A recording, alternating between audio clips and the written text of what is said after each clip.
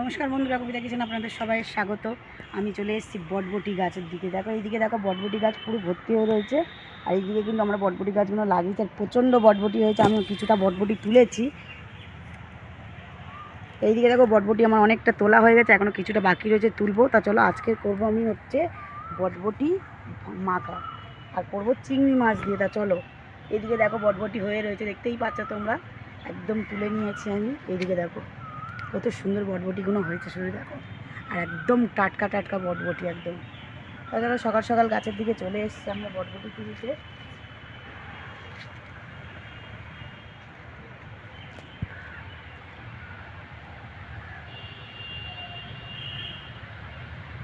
তা চলো বটবটিগুলো তুলে নিয়ে গিয়ে রান্নাঘরে দেখাচ্ছি কীভাবে করবো আমি।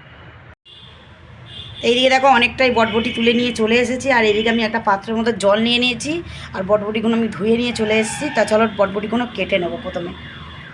আর আছে চিংড়ি মাছ দিয়ে কিন্তু ভর্তা করবো আজকে। বটবটি ভর্তা হেভি লাগে খেতে, অবশ্য তোমরাও একবার ট্রাই করবে। যারা খেয়েছো অবশ্য কমেন্টে জানাবে। তা চলো এই সাইজের করে কেটে নেবো বটবটিগুলো।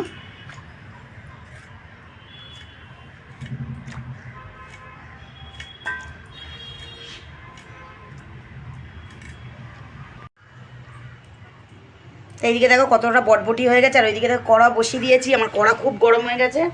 চলো ভেজে নেবো 4-5টা শুকনো লঙ্কা প্রথমেই। এখানে দেখো শুকনো লঙ্কাগুলো ভালো করে ভেজে নেবো আমি।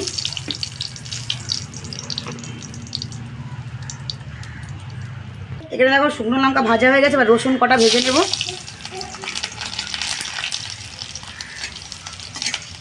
বটবটি মাখাতে কিন্তু বা ভর্তাতে কিন্তু একটু রসুন দিতে হবে, তাহলে কিন্তু টেস্ট আসবে খুব ভালো।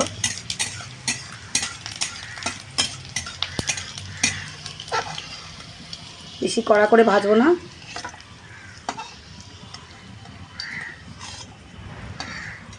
কে কেমন ঝাল খাও সেই রকম পরিমাণ মতন ঝাল লঙ্কা ভেজে নেবে। এখানে শুকনো লঙ্কা,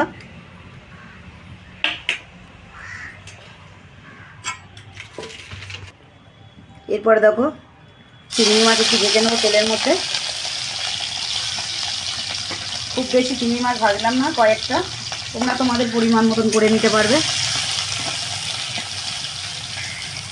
সামান্য একটু লবণ আর একটু হলুদ দিয়ে দেবো।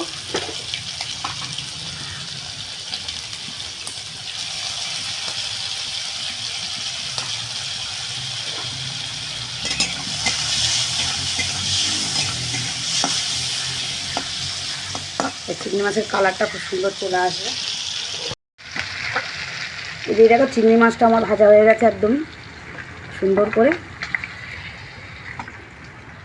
এটা তোমরা নিরামিষও করতে পারবে।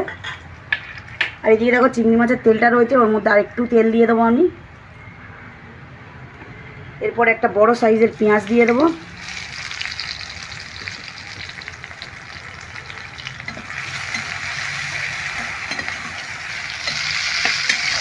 পেঁয়াজটাকে একটু নেড়ে নেওয়ার পরেই এখানে আমি বটবটিটা দিয়ে দেবো। দেখতেই পাচ্ছ কতটা বটবটি রয়েছে আমার। এর মধ্যে দেখো পরিমাণ মতন আমি স্বাদ মতন দিয়ে দেবো লবণ, দিয়ে দেবো হলুদ গুঁড়ো একটু। তাহলে ভালো করে আমি এটাকে একটু ঢাকা দিয়ে কম আঁচের মধ্যে আমি একটু ভালো করে ভেজে নেব।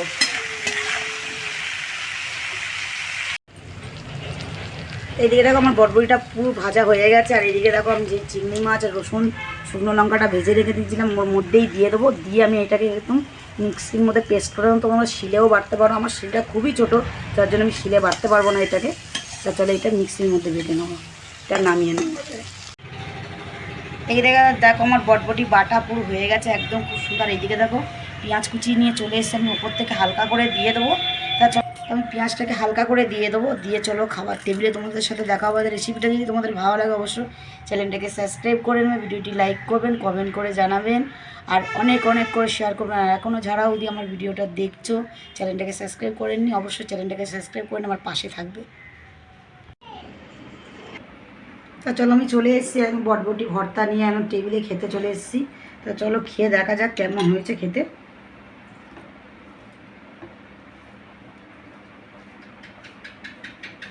খুব সুন্দর একটা দারুণ গন্ধও বেরিয়েছে।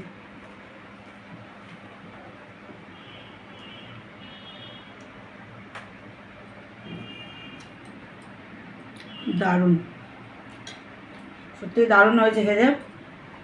মনেই হচ্ছে না যে বরবটির ভর্তা দিয়ে খাচ্ছি। খুব সুন্দর হয়েছে, তোমরা অবশ্যই ট্রাই করবে। আর খেতেও খুব দুর্দান্ত। যারা খেয়েছে অবশ্যই কমেন্টে জানাবে। আর ভিডিওটি অবশ্যই সাবস্ক্রাইব করবেন, লাইক করবেন, কমেন্ট করবেন, আর অনেক অনেক করে শেয়ার করবেন। তা চলো দেখা হচ্ছে তোমাদের সাথে পরের ভিডিও নিয়ে। এখন টাটা।